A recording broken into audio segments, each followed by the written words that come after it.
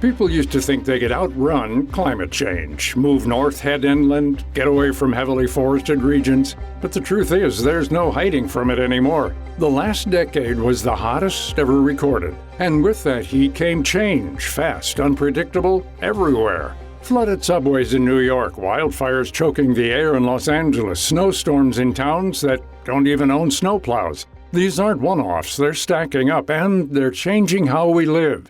Climate change has historically, for the past few decades, been something that we're thinking about in terms of future impacts. But the reality is that we are seeing the effects of climate change in our daily lives every day, whether we know it or not. That's Anna Weber, a senior policy analyst on the climate adaptation team at the Natural Resources Defense Council.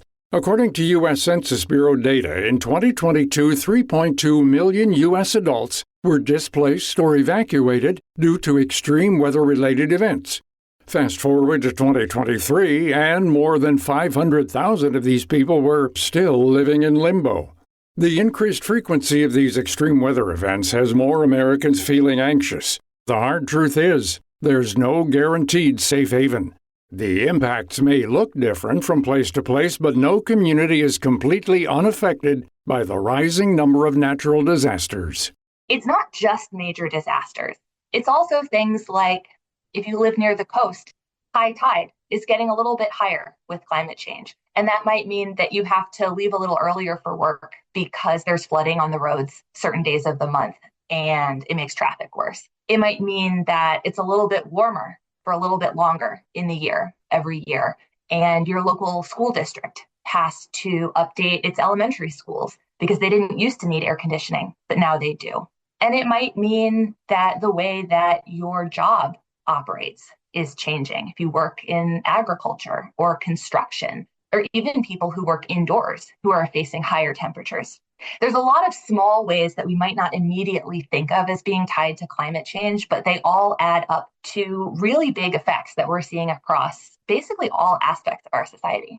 One shift is that many places are dealing with weather patterns they've never seen before. This has wide-ranging effects on the local economy, tourism, emergency preparedness, and more. For example, some places are more prone to large wildfires. Some places are more prone to strong hurricanes. Some places are more prone to heat waves, and so on and so forth. So part of what is important is understanding what the risks are in your location and what you can do to be prepared for those risks. One thing, though, that I will mention is that when we're thinking about the effects of climate change, sometimes these hazards, these dangers are shifting, and you might basically be getting other people's weather in a certain sense. So maybe you didn't used to have to worry too much about heat waves in Portland, Oregon, or Seattle, Washington. But as we've seen in recent years, there have been really serious heat events happening in those locations. Or maybe you didn't used to have to worry too much about drought or about fire. But changing conditions mean that those hazards are now happening in places or with frequencies or intensities that we haven't seen before. Weber believes that at this point we can no longer rely on past information to make decisions about the future. We have to think about what the climate is like now and use that to inform how and where we live. And looking to the future, lowering carbon emissions will be an important part of mitigating the impact of climate change. But this requires complex policy implementation by federal, state, and local governments before it's too late to change course.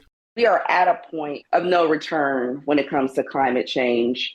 And globally, we need to work together, as countries to lower these emissions, because if we reach a certain point of temperature change, I think it's 1.5 degrees Celsius, it seems really small, but we're talking about irreversible, catastrophic impacts of climate change. That's Kiara Rutherford, Director of Partner Engagement at the Climate Action Campaign. Rutherford highlights some of the climate policy progress that the Biden administration made. This includes the Inflation Reduction Act, the Bipartisan Infrastructure Law, and working with the Environmental Protection Agency to lower climate change-causing emissions. Speaking of previous administrations, President Richard Nixon created the EPA in 1970 amid a public outcry following events like the Cuyahoga River fire and an offshore oil spill in California, which brought attention to water pollution issues and heightened environmental awareness. Fast forward to today, and we're seeing a big rollback in climate policy and funding. Over the last few months, President Donald Trump has withdrawn from several international climate agreements, like the Paris Accord, a key initiative driving global cooperation against climate change.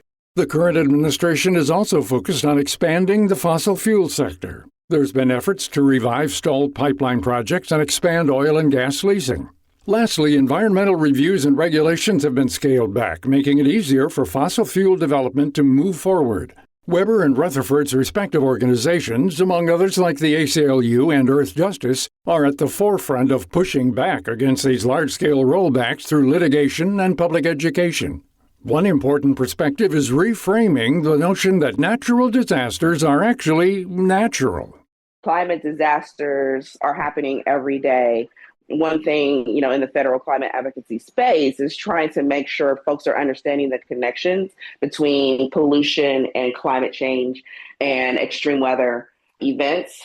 We're kind of stopping the language of natural disasters because a lot of the things that are happening we know are linked to pollution, like tailpipe emissions, for example, was the highest cause of climate change causing pollution.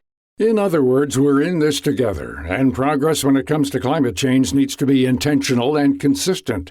Weber emphasizes that there's no magical safe haven where people are 100% protected from these changes. It can be hopeful to try and determine whether there's going to be places that are less affected by climate change and think, oh, maybe I can move there, or use some of the lessons that they're using there to, help me where I live. And so you might see articles that talk about places like climate havens, for example. But I really want to caution people away from that kind of thinking, both because there's no such thing as a place that is unaffected from the impacts of climate change. And all of those places, even if they may be less affected by things like major fires or major hurricanes, are still seeing their own impact. What I want to encourage people to do is think about how to be prepared for and resilient to challenges that their own communities are facing, instead of thinking about a place where you can go to be magically safe from climate change, because unfortunately those places just don't exist. You can find more resources on this topic by visiting nrdc.org, actionclimate.com, and viewpointsradio.org. To find out more about our guests, Anna Weber and Kiara Rutherford, also head to viewpointsradio.org. This story was written and produced by Star Rock. Our executive producer is Amira Zaveri. Our studio manager is Jason Dickey. I'm Gary Price.